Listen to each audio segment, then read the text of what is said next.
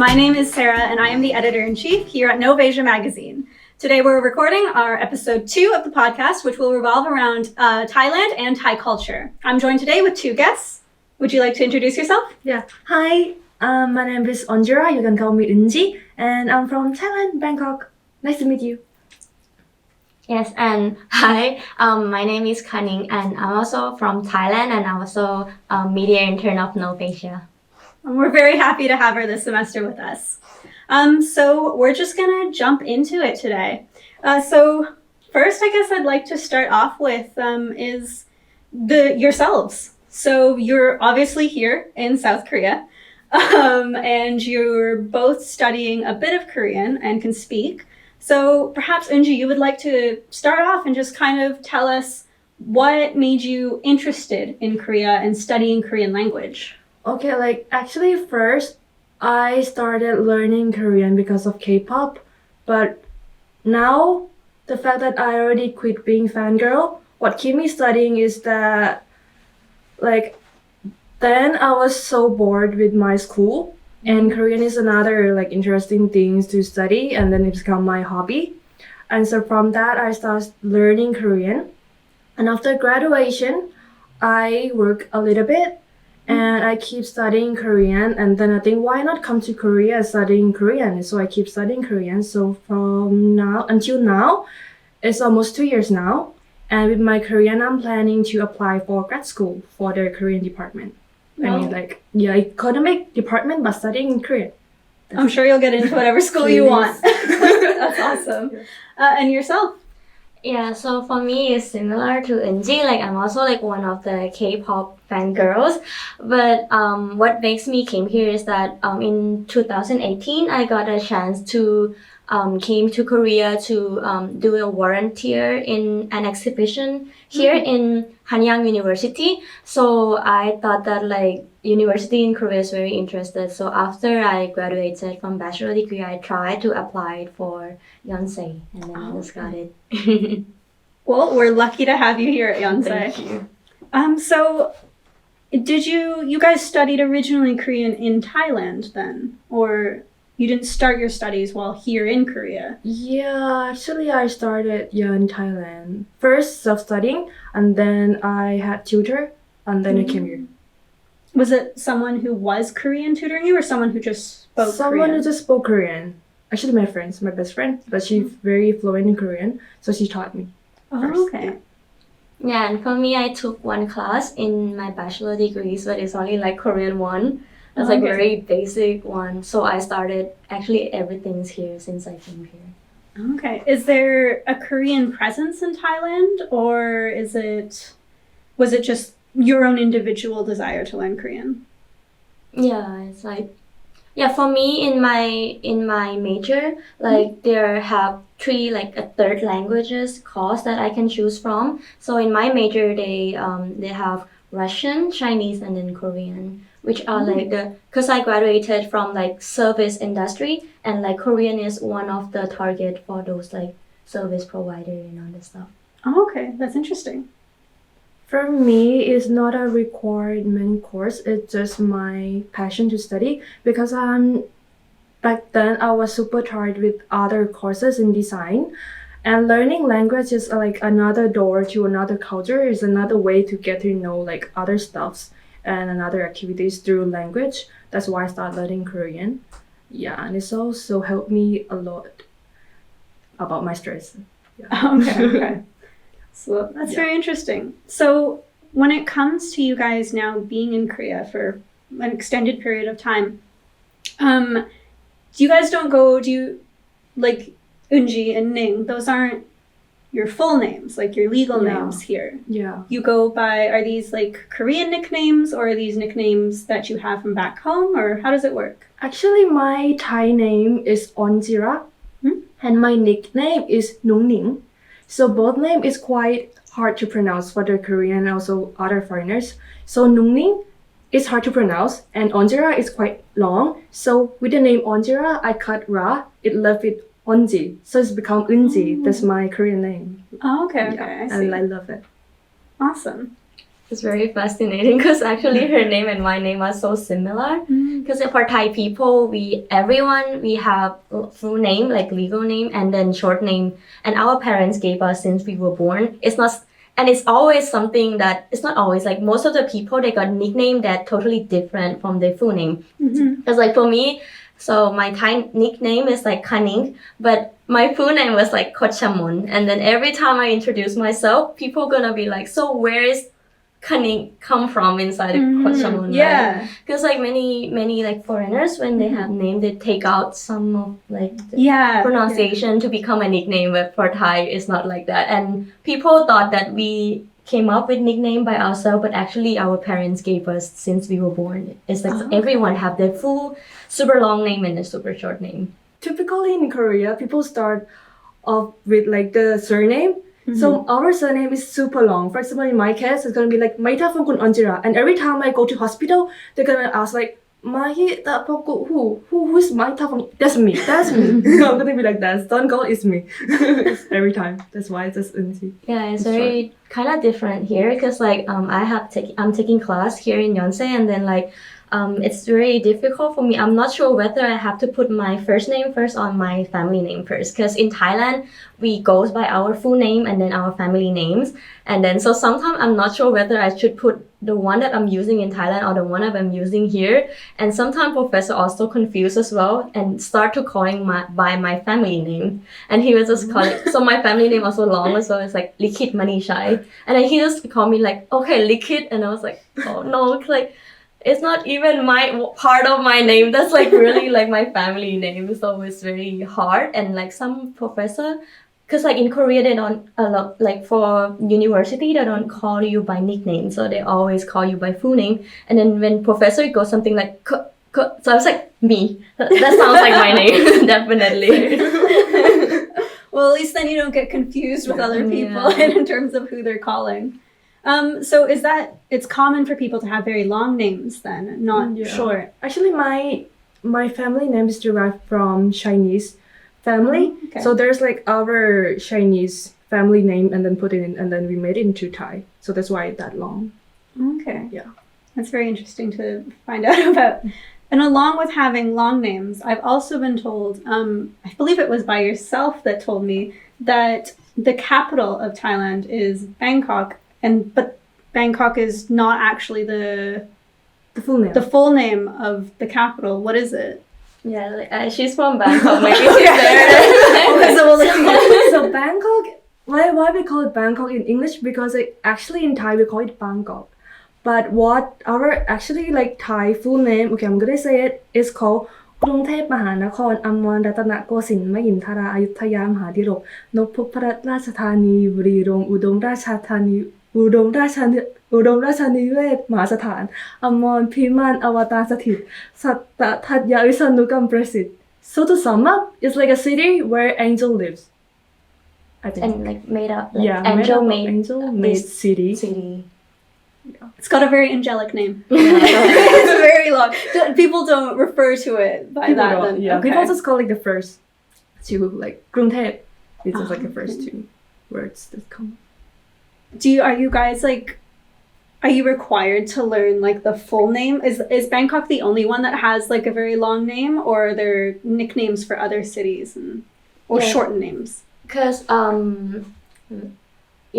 Bangkok is the only one, I guess, like from what I understand, it's also like Bangkok also the only one that have the long name because it's the capital city of Thailand. Okay. And then other places are like having that short name. Like from I live a little bit closer to Laos, and for my province called Khon Kaen. It's just that. Oh, okay. Like okay, so you had an easy one. Yeah, I have an easy one. Okay, so like there wasn't like geography tests in school where you had to write out the full name of places. Well, I remember it because like there's a like play where we do the clap and then we sing along, and the lyric is the Bangkok full names like กรุงเทพมหานคร something like that. So I remember. Oh, okay. So there's a method to learning these things. Does everyone learn it, or is it just if you know it, you know it. If you don't, you just use the like it's not in the textbook. It's just what like we play when we were a kid. That's how I remember it. Oh, okay, interesting. Bangkok's your capital.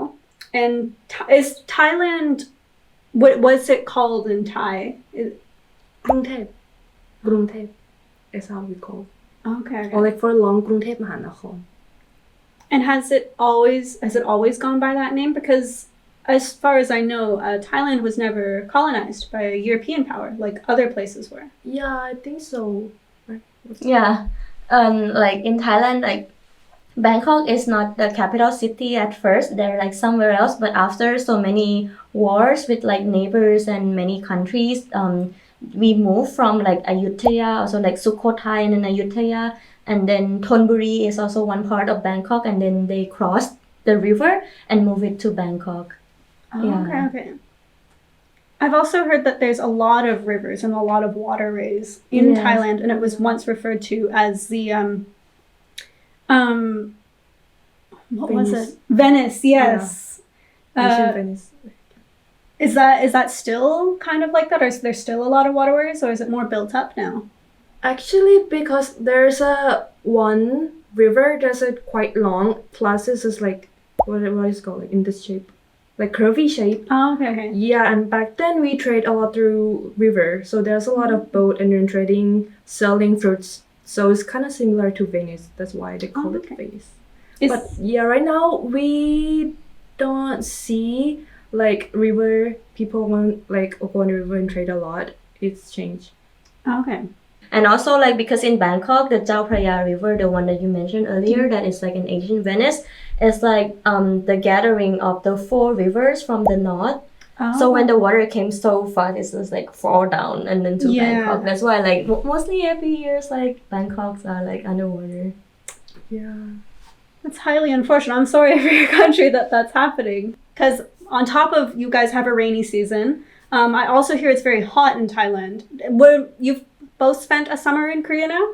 Yeah. Where is hotter? What would you say? Or is it different types of hot? Is there different humidity levels that you're facing? I would say in Bangkok it's hot, but it's hot like for a long period of time. In Korea it's also hot. I think some day in Korea is even hotter than Thailand, but it only like a couple of weeks. 1 week, like 1 week or 2 weeks, and then it's done. But in Bangkok we have that kind of like hot day, but in for a month or 2 months. Yeah, so different. Especially like in summer in Thailand, the hottest season was like April. Around April will be the hottest time of the year. And who has the spicier food? Korean spice or Thai spice? Or is it a different type of spice? Like, I know we had a podcast a while back about how Indonesian spice hits the throat and mouth differently than Korean spices do because they're often found in oils. How about with Thai? What would you say? I think because we have different kind of chili, so it give you different type of spice. Like for me, I cannot really say about this because I'm not like I don't eat spicy. Like I'm not like a like typical Thai people, but Thai people are really good at eating spicy food. And actually for me, I feel the differences is that in Korea they don't really have variety taste of like in one dish. But in Thailand, we have all the tastes mixed in one dish. So it's like, even though it's spice for me, when I eat like spicy Korean food, it's all I can taste is like spice. But like in Thailand, it's more like blending everything together, like salty, sour, like sweets, like everything in one dish. Okay, so actually, I have a question about that because I went to dinner with another member of NOVAsia. And then also someone from Thailand, the person mentioned previously, Akira. And she was explaining to us how you don't typically eat some dishes with other dishes. Like you wouldn't mix soups, I think something like that, with, I can't remember the other dish, but is that, how do you, when you're eating, how do you plan out what you're going to have? And like what you wouldn't necessarily mix with something else? I think, okay, like for my family, in one, like for example, in dinner, we're gonna have soup and like vegetable dish, pork or meat, and then obviously rice. And if there's rice, we won't have noodles. It depends. And then we're gonna have like that basic set in our dining table. And then we'd obviously eat with fork and spoon. But here we eat it with okay. chopsticks. So we eat with that's the basic. But we don't mix noodles with rice. We Yeah, I don't do think it's more like the nutrition base because like we already have carbohydrate and then protein and then vegetables. So like mostly because Thailand we're a hot country, so we have variety of vegetable. So we always have a dish like vegetable, like fried vegetable or like boiled vegetable. Those kind of like vegetable like for one dish, and then we have one soup. We don't really have two soup at a time. Oh, okay. And then also, for me, it's different. When I came to Korea and I order food, I really order so random. But like in Thailand, because we have 4 big regions in Thailand, and we have 4 big types of food from each region, we don't mix it together in one table as well. Oh, okay. So that's different. And you're from Bangkok and you're from Khon Kaen, yes. Khon Kaen? Northeast. Okay. Is there like a special dish from your region, or what's the special dish or district? For my region, northeastern part of Thailand, we are well known for som tam or papaya salad. Oh, Yes, and also those like spicy food, like som tam also in like I think in from my hometown is like more spicy than the one they have in Bangkok, and also they have like a fermented fish.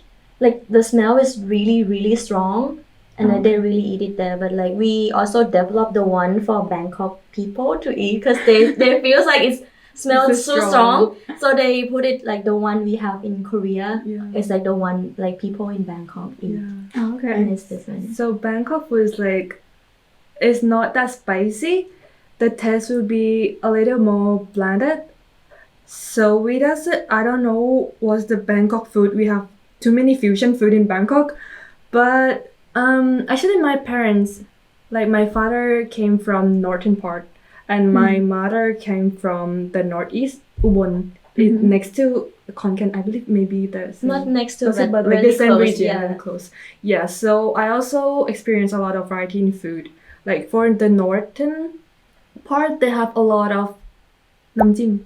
What's it Like called? paste. Yeah, Yeah, paste. like chili paste. Yeah, chili paste, different chili Okay. paste. Thank you. I'm sorry. Yeah, they have a lot of that, and also like different kind of noodles. Okay, I'll say it in Thai. It's called Khao soi. khosoi. Yeah. yeah, like khosoi, and yeah. But I don't know what about the Bangkok food or the central part. Yeah, food? I think like in Bangkok, for like because of that region, more like those popular food like around the world, like tom yum goong, like the spicy shrimp, or like masaman, the curry, or like green curry, red curry. Those kind of food are like. I think it's like the Bangkok. food that's from the palace, Yeah, right? yeah. There's a food that come from palace and it become like the Bangkok food. I'm not sure. But it's very hard to It's say. very hard to say. This is a food from Bangkok. It's really hard to say that. Ah, okay. Yeah, even like we got like everything is like fusion already. Even food from my region also like we eat really similar. Cause like in my region mostly we eat sticky rice. We don't really eat like normal rice like Bangkok people. Mostly we eat sticky rice, and the culture is really similar to Laos. Cause we are like next to Laos. And then khao soi, the one she's mentioned earlier, is from like northern part of Thailand. Also the dish is really similar to Myanmar's dish. Okay. Like those nuts and like coconut milk, like those like ingredients also very similar to Myanmar. And like some of Thai dish, especially those are like having the curry inside, are also influenced by Indian food. Yeah. Oh, okay. So we don't really have No, like how what's the origin or what is it really Thai? it's really hard to say. Yeah, Okay, I okay. think got fusion. That's interesting though. But you were saying that you guys don't commonly use chopsticks. You use spoons. We and- use chopstick with noodles only. And for like her hometown, like the north, if you eat with sticky rice, people tend to eat with hands. Bare Yeah, hands. we don't Oh, okay. we don't use like fork or spoon mostly, except like for soup. Yeah, but mostly because most of the food are like dry, and I think it's because like my region mostly people do agriculture, and it's easy for them when they like encourage like toshirak, like when they put it to their workplace, and it's easier for them to not bringing like fork and spoon and using hand instead to eat. So most of the food are like dry and easy. Yeah. It's very interesting. How about from your perspectives, from your personal taste in music, TV, and film? Is there any like specific movie that you think you'd like people to know about that's from Thailand? Like, I'm trying to think of movies or TV shows that I've seen that are Thai, but most of them are horror movies. So I'm trying to think of like maybe dramas, or maybe you have like a variety show or that kind of thing, a talk show that's very popular. Actually, I don't watch a lot of like Thai movies that much and dramas as well. Actually, in my opinion, Thai dramas suck. So I don't watch it compared to Korean drama. It doesn't deliver like information that much. It's just like really lame dramas. That's why we don't watch it anymore. But for movies, there are quite some interesting movie that I would recommend. Like, I think you know this one. In English title is called A Little Thing Called Love. I think that one is quite old, but every time we talk about that, everyone loves it because it's like about a legendary one. yeah, it's a legendary one. Movie is about a girl. Yeah, it's about like a girl in her high school that first her look is not so good, but she fell in love with her senior, so she tried to develop herself and try to show her love to him, and then she became like more beautiful and blah blah blah, and then I think a lot of people can relate it to that because we've been through that high school when we have someone in love, popular senior that I really like him, so everyone related to that, and the ending is also good. That's why we love that movie. And recently there's a horror movie called Lang Song, but in Korea it's called Lang Jong. Yeah, I also watched that in theater. As for Thai, the movie it gives information quite good. But if you're not from Thai, if you're Korean or from like foreigner, you find you have a hard time catch up the movie because it's based much on our Thai like myth and our beliefs. So, but it's fun to watch. But I'm also about to like say it about Lang Song because it's very like eye catchy since the poster came out, but it's actually one of the producer is like Korean and one producer is Thai actually, and it's very interesting for me because that myth not really have been told before like to the other side of the world. But I would recommend those movies from that production, which is GDH. Like most of the movies are really good, and many movies are like very popular in Asia as well. Like we also have Pimak. There's also like another film that popular in Korea and Japan, like very success. And the one that she mentioned earlier, like A Little Thing Called Love, also became a Chinese series last year. Yeah, so they brought the movies. And they rewrite it. For me, drama. I think there's one that pop up in my mind right now. I'm not sure what, but there's in Netflix. It's Bupe Sanniwat. I think that's like something with destiny. Yeah, it's like a girl who went back time to like the Ayutthaya period, and then become like one of the important character in that period. And then I just think about like there's a movie called Chalat Gamgong. Bad Genius. Yeah, Bad Genius. That's also a good movie to watch. It's about a girl. She's super smart, and then she invented how to like cheating. Yeah, cheating by using piano coding like this. And then they're sending this signal all over the rooms, all classroom, and then they pay her to do that, and then she cheated like an SAT like exam. So she cheated that. Oops. We don't condone cheating as university students. You mentioned the language was influenced, and I believe that we have a Thailand written in. So how is the language made up? / what is the name? Like, you don't call it the alphabet. What do you call it? Like, but I said Thai, like, how you really mean? Like what? Like if I were to say, this written right here, I use the alphabet to write it. What's like ภาษา the ไทย อักษรไทย yeah พยัญช พยั นะ ญชนะ พยัญชนะ yeah okay? พยัญชนะ like same like like in Hangul. Korean they have Hangul, like in Thai we have พยัญชนะ So yeah, พยัญชนะ is alphabet. You can Okay. say that. Yeah. And is it made up of vowels and consonants, or is it like how many do you have? We have 44 consonants and how many vowels? 21 vowels. Yes. Okay, so it's big Yes. and it's quite beautiful to look at. Thank you. I think it's like a drawing. I also want to ask, like, from your foreigner views, how do you think when I speak Thai or I write Thai? Like, what sounds did you hear? Well, funnily enough, we've had this conversation before where I've actually tried to pronounce Eunji's name, and I could not do it. And to my ear, I thought I was saying it correctly. And sometimes in other languages too, like in Korean or in Japanese, I think that I'm saying something right. And then they go, oh, but there's actually like this little dip, or like you're supposed to pronounce it like with this kind of like ring to it. And I'm just like, I did that. What do you mean? I just did that. But so when I hear you guys speak, to me it sounds, well, one, you speak very fast, as I do when I speak English. So, but it sounds more melodic.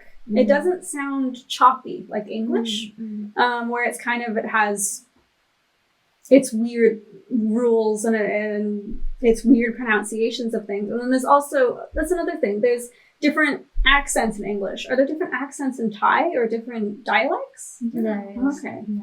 There's dialects. Like in her hometown, there's dialects. Yes, because as I told you before, we are closer to our neighbors, and for my region, we speak really close to Laotian languages actually. Okay. Yes, and I also prepare one thing to teach you today because we have 4 region, and then I'm gonna teach you the word sawadi, but in each region. Oh goodness. Okay. Teach me. I want. Wait, she's gonna be And my mom and my dad come from like different side. I tried so hard to speak dialect, but I failed. Because like every time I speak to my mom said, no, don't try, no. Every time. Like it's not like 100% accurate, but I'm just show like those things that you can see like clearly. Like from my region, northeastern part of Thailand, mostly at the end of the word, because in Thailand, most of the foreigners know that for girls we say kha, and for guys we say krap, right? And from my region, we are so friendly and we don't need that official kha or krap when we're talking together, but we're gonna end with the. Oh my Yeah, goodness. like Oh no. The. It goes up. Yeah, like the. Yeah. Okay. It's like Oh, ha, no. just like ending, and it's like very friendly kind of greeting. Like, oh, sabai de. It's mean like, oh, you are you like, how are you? You're fine, right? Sabai de. Yeah, something like that. Okay. That's from my region. Yeah. สบายดีไหมคะ Sawadee mai kha. สบายดีไหมคะ is the Like central. Central, yeah. Oh, okay. it's not dialect. And as far as I know, the northern part we end with เจ้า Yes, Chao. เจ้า And like northern part of Thailand, is known for because it's a little bit north. It's like the coldest part of Thailand. So when they speak, they go really slow and very soft. And people are so soft and sweet. We even have like those characters in each region. And then they go Chao. เจ้า จ้า's like yes Yeah, like it's like Ka, but it's like in northern part. สวัสดีเจ้า Chao. Okay. สวัสดี I don't want to say what I don't really know how to use the dialect as well, but like Yeah. it's go like Chao and then it's ส like วัสดีเจ้า Chao. Is everyone able to understand each other's dialects, or if someone speaks just in dialects, It's would you not- struggle? It's not really like I heard like in Korea, it's more like ending are like a little bit changing in terms of dialect, but in Thailand, vocabulary is changing. it's all change Yeah, so like if I speak my own language, there's gonna be many words that she never heard of it before. Oh, Yeah. because even though I listen to my mom speak to her like brothers or my relatives, I can only understand like 50% because I hear her speak a lot, so I can catch up.